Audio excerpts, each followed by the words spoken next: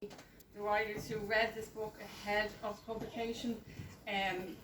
Patricia Gibney, Liz Nugent, Catherine Ryan Howard, who I think is here somewhere in the back, Andy Carter, Arlie, and who's there too. I understand they both had chips, so I'm madly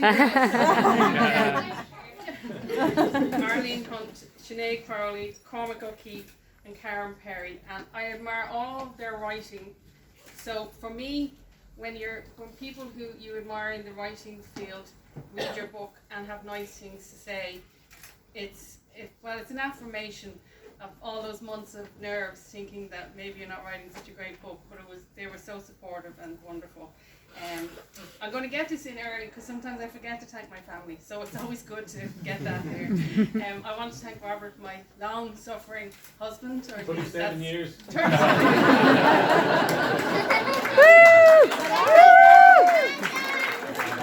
And as my father used to say, the train robbers didn't get as much.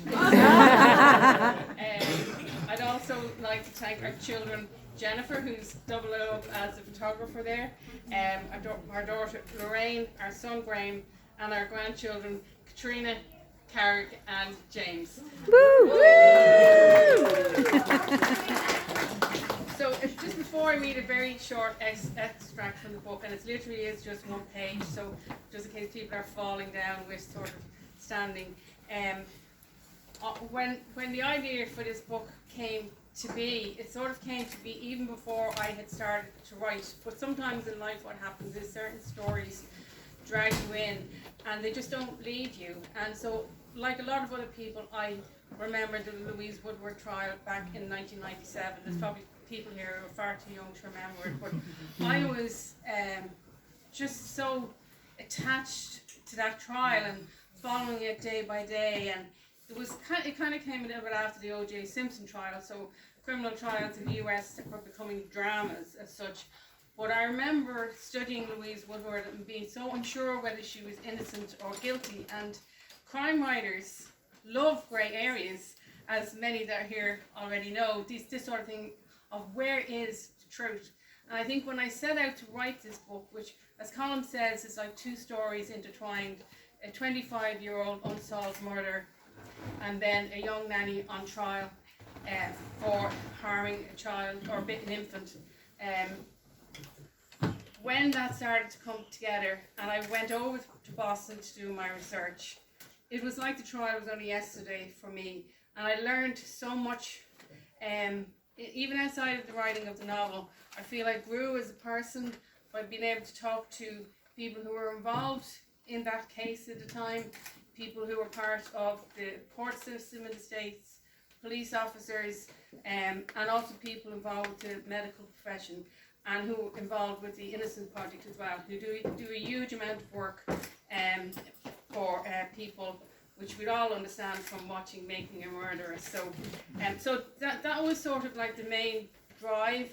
But then from my own emotional sense, I did remember as a young child, I'm going to get through this quickly because it's easy, losing an infant sister.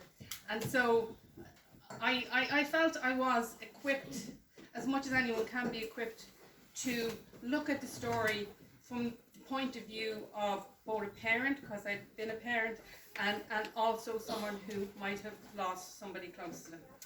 Just going to park that there.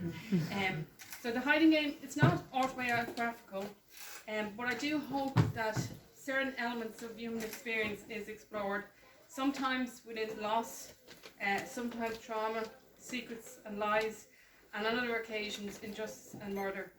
The novel is dedicated to my sister Monica, and over the years I've reflected many times on the life she didn't get a chance to live. So thank you, and I'm just going to get into a short extract. Is that okay? Yep. Yeah.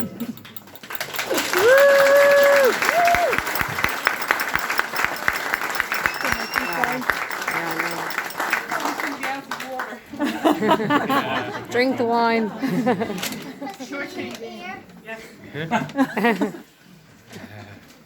We'll see in a minute, okay? How long will your speech be? Like 5 seconds. Okay.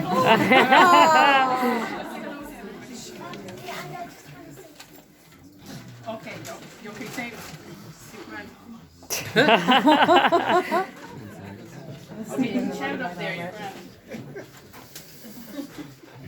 Hello, everybody. My name is Katrina. For those who didn't hear, I'm Louise Phillips, granddaughter, and I just want to say I think my Nana is amazing. And that she works really hard to do all her books, and that I think, and she's also an amazing apple pie baker. Go, Louise.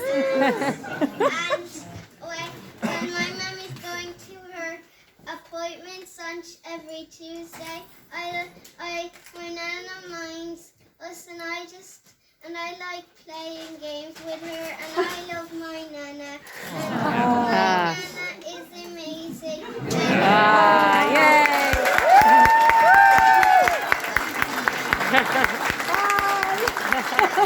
Oh, so cute.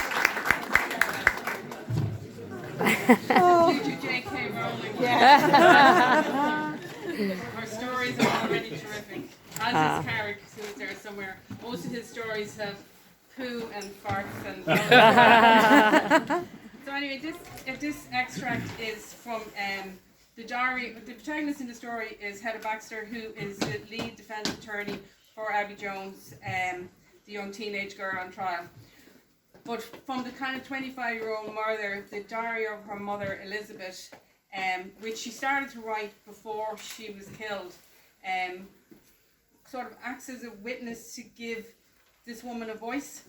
So the piece I'm going to read from the diary is where she's just having a swim at a place called Sandy Beach, and this character, who features quite strongly in the novel, Lucas Garcia, arrives on the scene. As I say, it's only a page. A couple of months ago, on a warm morning in April, Lucas Garcia came to the beach. When I saw him, I thought at first he was a drifter, a nobody passing through. I was soaked from head to toe, having just come out of the water, and as my toes intertwined with the pink seaweed, I tried to dry off fast, feeling self-conscious. He was standing by a large boulder a few meters away, wearing what looked like a Panama hat.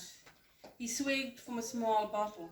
I noted the strangeness of this, drinking so early in the morning, but in that moment I was more concerned with the interruption than wondering who he was or why he was there. Later he told me it was one of his potions, the kind to clear your mind of negative thoughts.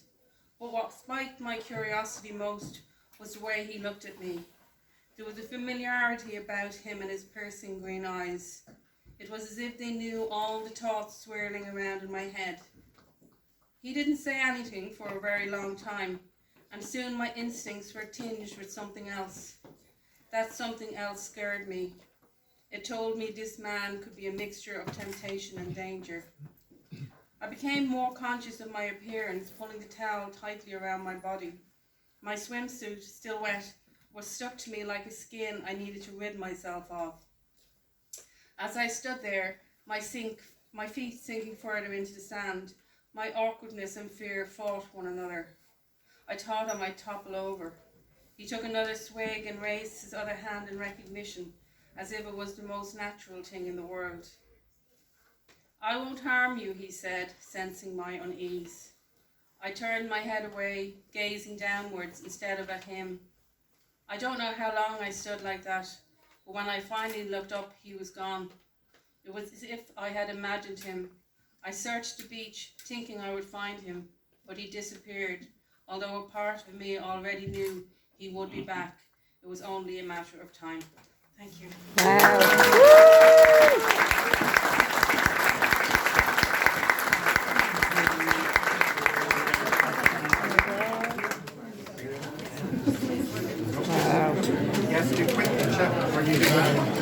Nobody move just yet. There we are. Quick picture, go hang on. I'll move like a rock star. A bit like Fergal Sharkey. Okay, photos in.